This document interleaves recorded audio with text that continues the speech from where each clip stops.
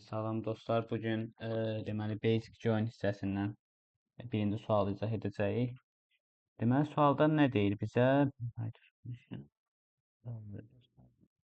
Okay, nalları göstərsin və yəni belə deyim, sadə dildə desək, yəni siz bunu tərcümə edib də baxa bilərsiniz.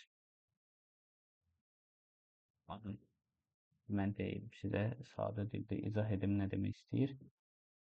Demək olar, demək istəyir ki, employee cədvəli var, employee unit cədvəli var. Baxın, buradakı ID-ləri, buradakı ID-yə bərabər olanları çıxartsın. Və olmayanlar isə null çıxacaq. Yəni, məsələn, deyək, burada vardı ID, adamın adı var da, məsələn, Alisa. Alisa mı employee unitə yoxdur. Alisa, nəsə, o. Və Bob.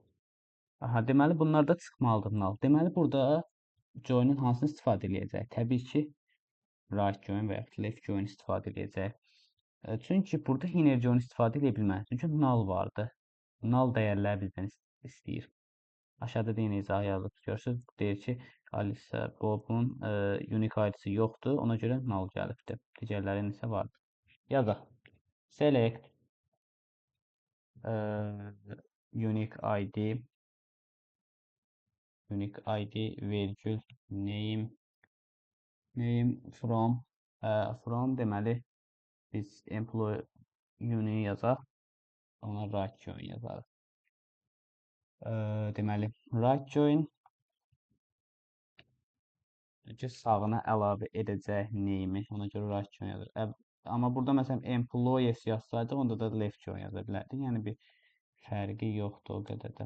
Right join sağına əlavə edirik. İşte name-i belə deyək. Right join eləyəcəyimiz cədvəl hansıdır?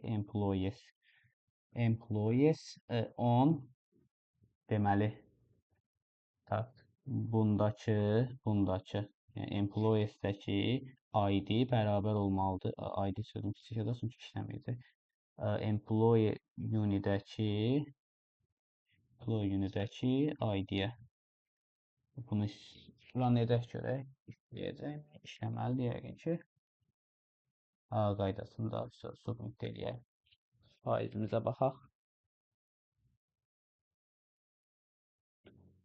Faizimiz 55%. Niyə bilmirəm. Yəni bunlar necə yazıb? Bu qədər. Bunun fərqi yoxdur. Hərə bir üsulla yazıblar. Hamısı demək olar, ya left ilə yazıblar, right ilə. Çünki başqa yolu yoxdur bunun. Təşəkkürlər izlədiyiniz üçün. Çox sağ olun.